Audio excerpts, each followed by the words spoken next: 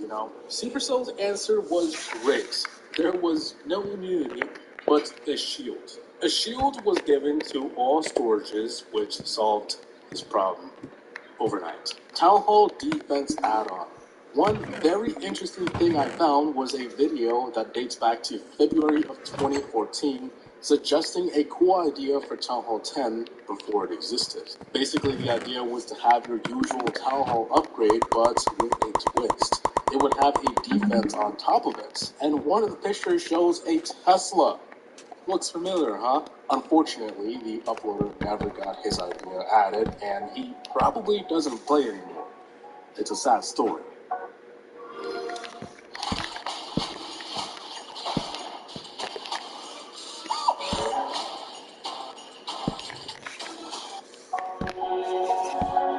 That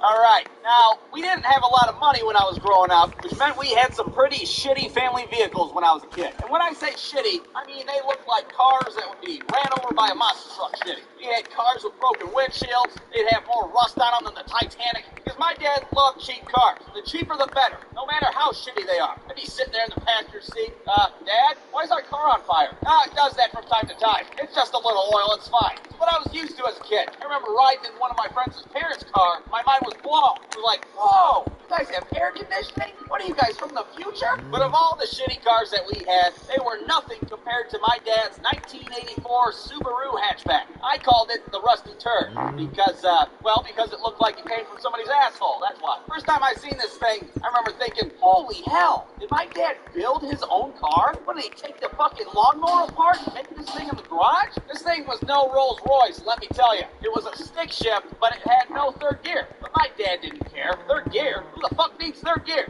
Dad, are we even allowed to drive this thing on the road? I don't know. But we're gonna find out, goddammit. We'd be driving down the road, people would be staring at us. Mommy, look, that man's driving a car made out of garbage. Now, another thing about this car was that the passenger door liked to randomly open while you were driving down the road. So you'd be sitting there trying to roll down your window, all of a sudden, your ass goes tumbling down the highway. So my dad fixed it by keeping it held shut with a bungee cord. There we go. Good as new. No problem. I'd be sitting there nervous as hell. How many seatbelts do we got in this car? I don't think I have enough seatbelts. That car was a death trap. The goddamn thing didn't even have turn signals that worked. Turn signals? Who the fuck needs turn signals? I'll just yell out my window if I have to. Hey, asshole, I'm gonna turn left up here. Can you hear me? My friends were totally afraid of our car. They'd hop in the back seat wearing helmets and shit. Is your car gonna blow up? Probably not. But have your mom sign this permission slip just in case. My dad paid $100 for this car. $100 bucks. Dad, I don't think we should drive anything that costs less than a washing machine. But he loved it. He'd brag about it to his friends and shit. Yep, bought this thing for $100 bucks. It's lasted me 2 years. That's like a $4 a month car payment. Now, the worst thing about his car was that the starter was broken. So that meant if we wanted to go somewhere, we'd have to push the car to get going, and then jump in, pop the clutch, start the engine. That's what we'd have to do every time we wanted to go somewhere. So every day, we'd be out there pushing this car made out of garbage, like some kind of shitty two-man bobsled team. My friends would be watching us from the sidewalk. What kind of weird circus shit is this? It was pretty goddamn embarrassing, to say the least. We'd be at the grocery store, people would be staring at us and shit. Oh my god, I hope they're pushing that thing off a cliff. But after 2 years, that Subaru had enough. The transmission was destroyed, and my dad had to tie it to a tree and put it down. Well, Rusty Turd, your time is up. Time to die. That was the end of it. But there was good news after all that. My dad scrapped that car and got even more money than he paid for it. Yeah, we're just giving you this money so we don't have to see that pile of shit on the road anymore. Have a good day. BruceDude.com. Thanks for watching, everybody, and thanks to everybody that bought a Bruce Stu plush toy. Today is the last day they are available for sale. So now's your chance to get them. Tomorrow they will be gone, and you have to buy them for 10 times the price on eBay or some shit. So check out...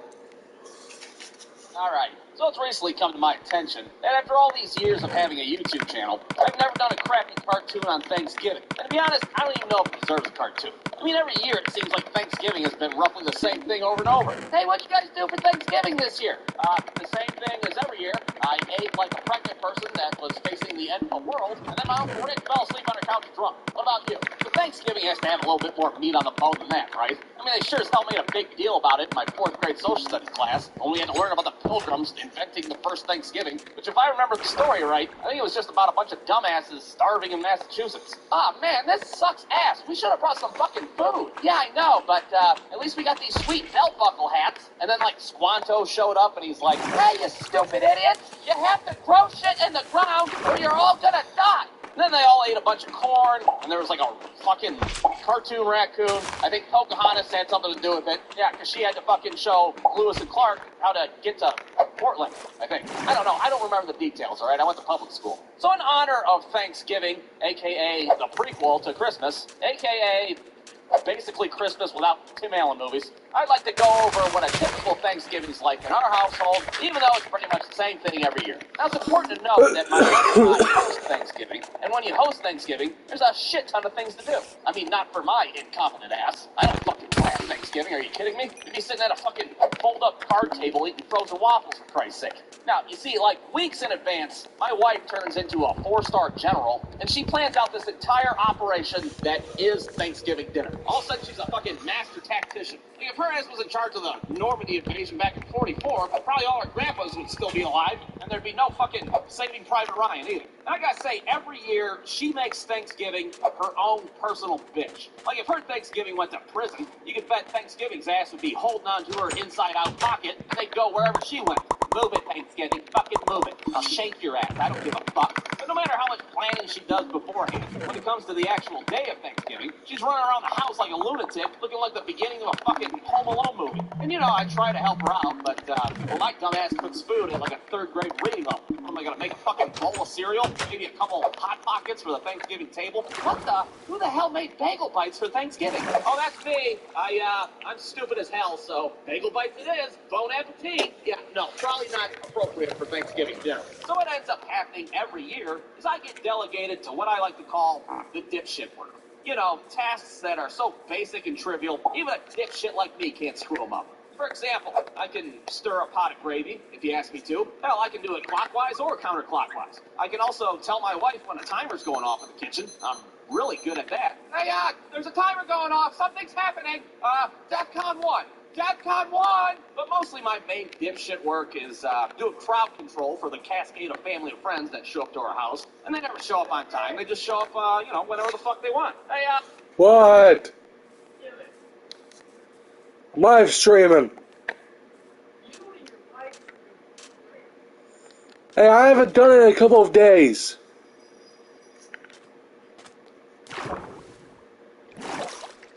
Yeah, at least like a week. I know I'm not supposed to be here for another 12 hours or so, but I want to start drinking now.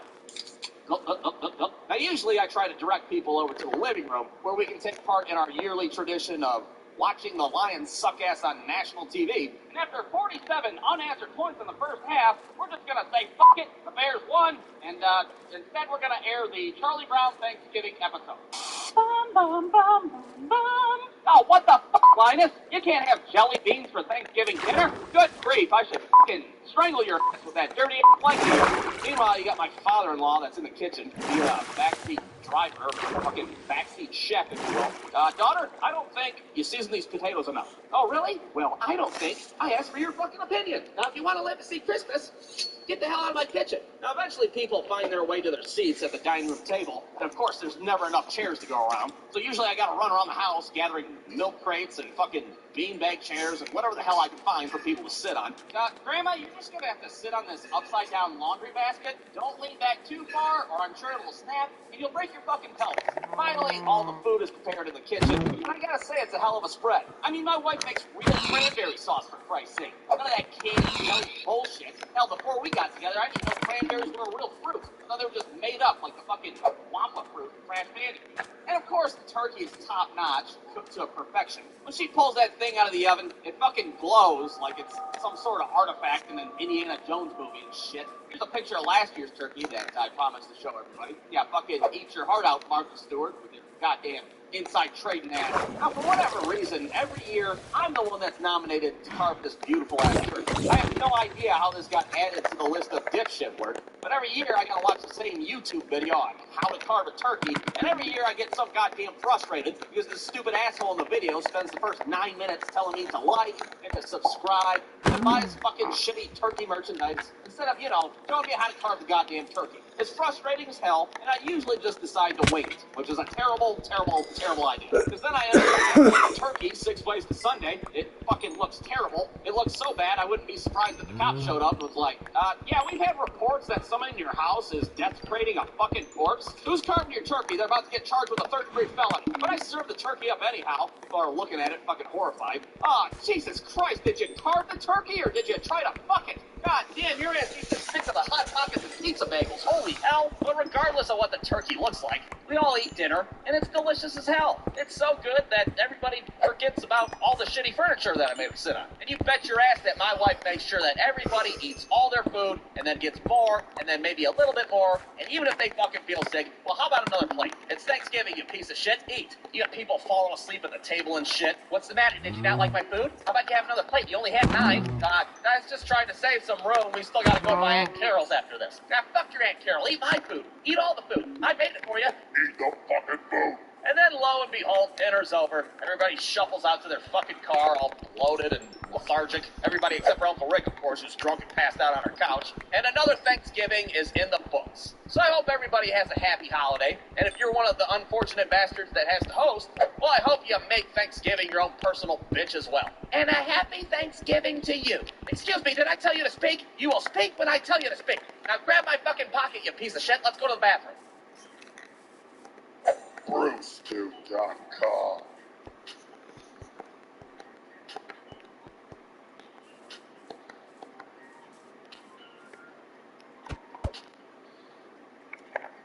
Come on.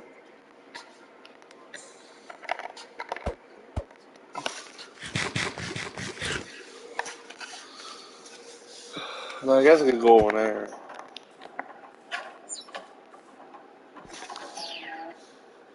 All right. Now, for those of you that don't know, though, years ago, me and my friend Brewer lived in what we thought was a haunted house. Or I'm sorry, not a haunted house, a haunted duplex. It was a haunted half of a house, if you will. And a while back, I did a whole sub-series on all the paranormal experiences that we encountered. But with that being said, I didn't mention everything that happened to us because, well, the series was already 3 episodes long. What is this, Lord of the Rings? How many episodes can I make about a spooky duplex, for Christ's sake? But since it's been a while, and, you know, Halloween is in pissing distance once again, I'd like to talk about some of the untold stories of the haunted duplex. Now, of course, all this haunted happy horse shit started when me and my friends decided to fuck around with a Ouija board, which may or may not have invited a demon ghost into our household. And ever since then, bizarre shit just started happening to us left and right. And one of the first things that started to happen, one of these untold stories, if you will, was what I like to call the disappearing goose figurine. Now, first, it's important to note that my parents used to live in this duplex before Brewer and I did. And when they moved out and we moved in, my mom left a bunch of her shit behind. And a lot of this shit was so I would keep her safe for whatever reason. I don't know what her fucking fascination is with geese. But we had, like, goose tapestries up on the wall, fucking goose pictures hanging up in the kitchen. But it was these goddamn goose figurines in the living room that were the most peculiar. Because every so often I'd come home from work, and one of them would be missing from the shelf. Now, where the hell would these little goose figurines go? Well, I'd find them in random-ass places all throughout the house. I'd find them sitting on the kitchen counter. I'd find them underneath the couch. Hell, sometimes I'd find them in the fucking bathroom of all places. Now, first, I thought it was just Brewer screwing with me. You know, trying to make me question my sanity and shit. You know how roommates do. And it's until we both came home from Wendy's one day, and all the goddamn geese figurines are spread out on the floor all willy-nilly. Now, me personally, there was only 2 possible explanations for this.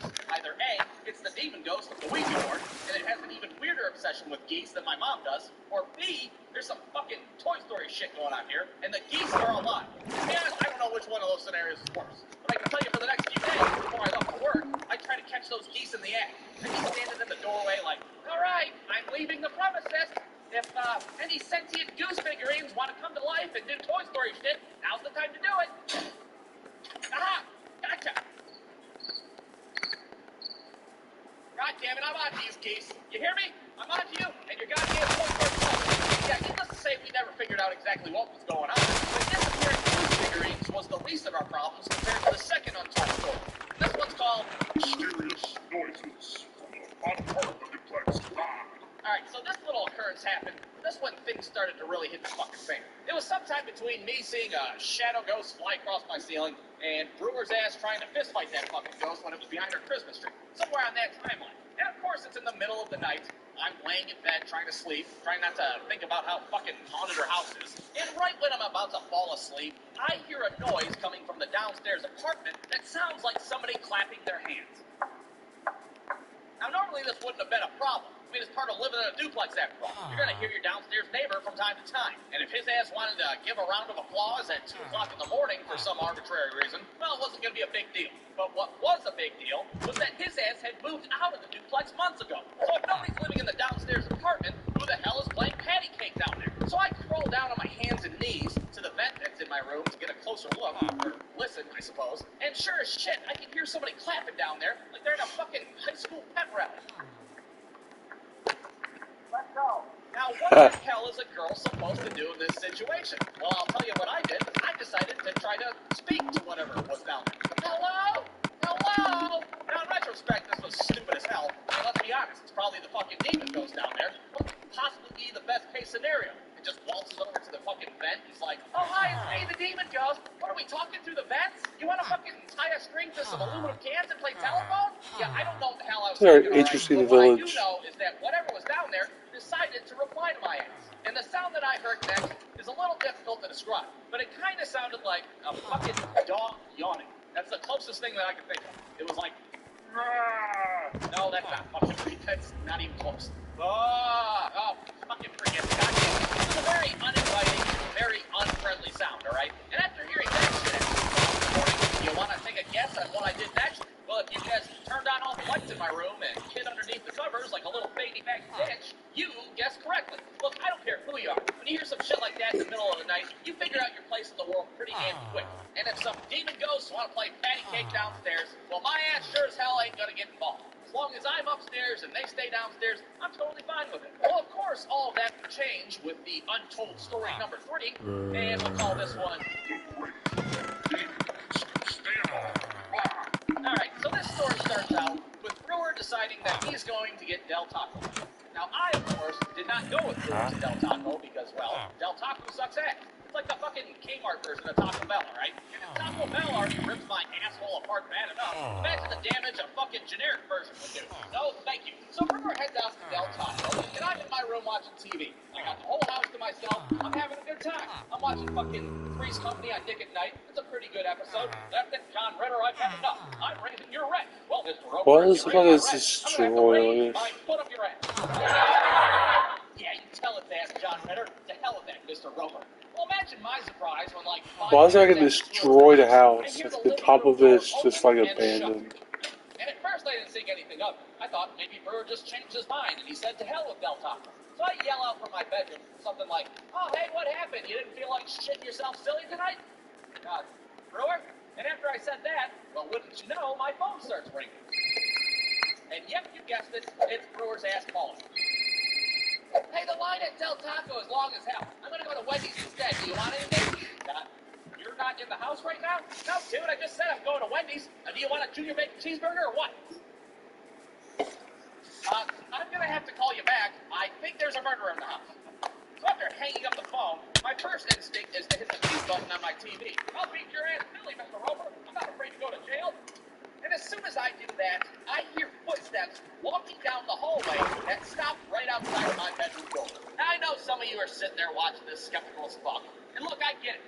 I don't care if you believe in Ouija boards or demon ghosts or fucking Patrick Swayze. All I'm saying is that I heard these goddamn footsteps, all right? I'm not bullshitting you. I was a Cub Scout as a kid, for Christ's sake. I took an oath of no bullshitting. It's the Scout motto. Now, most people have a fight or flight reaction when they're faced with a high-stress situation. Well, not my ass, because I sat there frozen as fuck for like 14 minutes straight. I don't know what the hell's on the other side of that door. Is it a demon ghost? Is it an axe murderer? Is it a fucking crackhead with a sickle? I don't know what the hell it is. Well, eventually my brain kicks in and is like, hey, you stupid idiot, you gotta do something. You are missing the ending of Three's Company, for Christ's sake. Get a hold of yourself. So I approach my bedroom door, armed with nothing but my Magnavox TV remote. I'm trying to make my peace with God. My heart's beating fast as hell. Somewhere, Brewer's at a fucking Wendy's drive-thru, not giving a shit about anything. I rip open the door, and to my surprise, there's a fucking goose figurine in the hallway. What the? It's just a goddamn Toy Story goose? And you might be sitting there watching this like, come on, a fucking goose? How anticlimactic. Well, listen here, you piece of shit. It was still freaky as hell. After hearing those footsteps, I wouldn't have been surprised if that goose figurine came to life and was like, I am the devil, prepare to die. So, with all that being said, those are my untold stories of the haunted duplex. And if there's any lesson to be learned here, well, I think it should be, don't tempt the devil with a fucking board game. Thanks for watching, everybody. Have a good fucking Halloween. The end.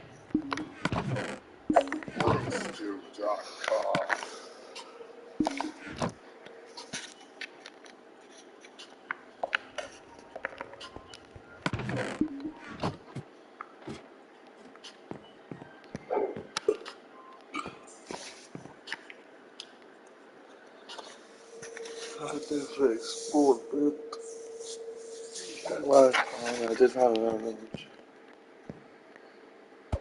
It's like all over there.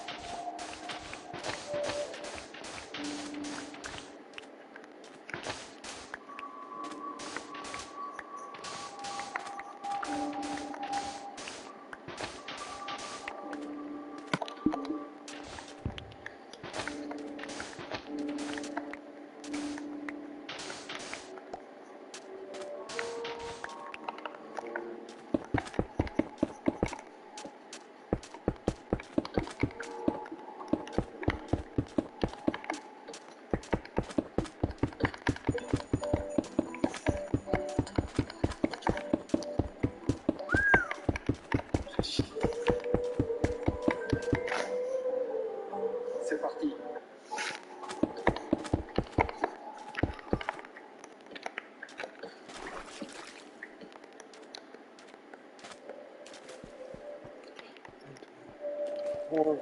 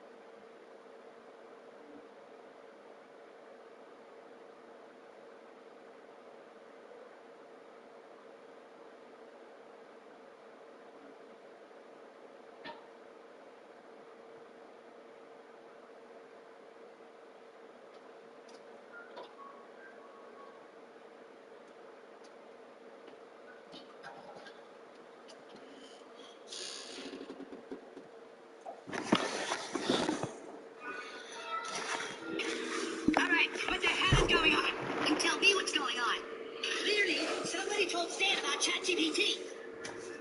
You guys are using it to write essays too. Yes, we are all using it. And we had a pact that we wouldn't tell anyone else because then everyone will start using it and Mr. Garrison will figure it out. So who fucking grabbed Stan?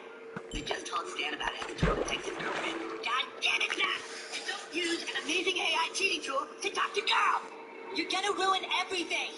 This can't be open source, you guys. If everyone starts using ChatGPT, then we lose our unfair advantage. Starfish.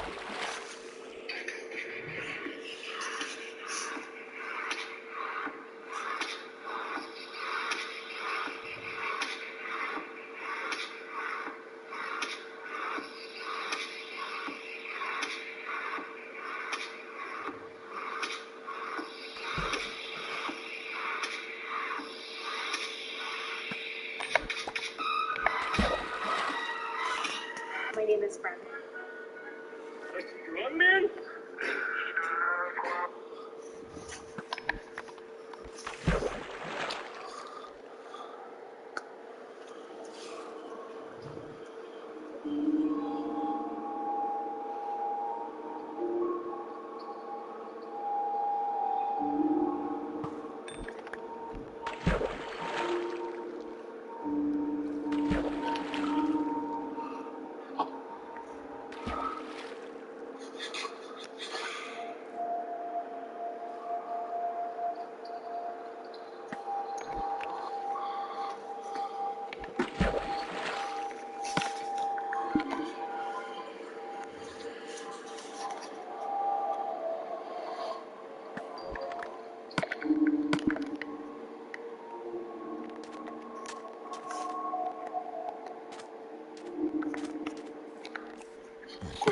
10 grams of fiber. Go with your gut health.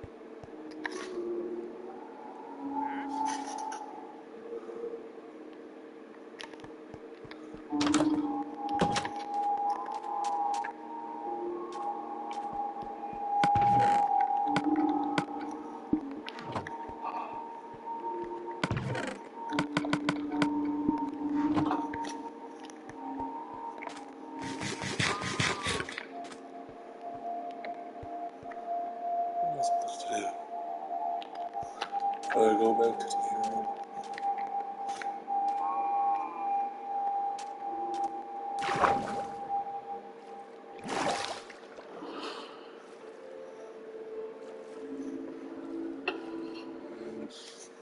At Domino's, order carryout online or by phone and get any one-topping pizza for $7.99 each.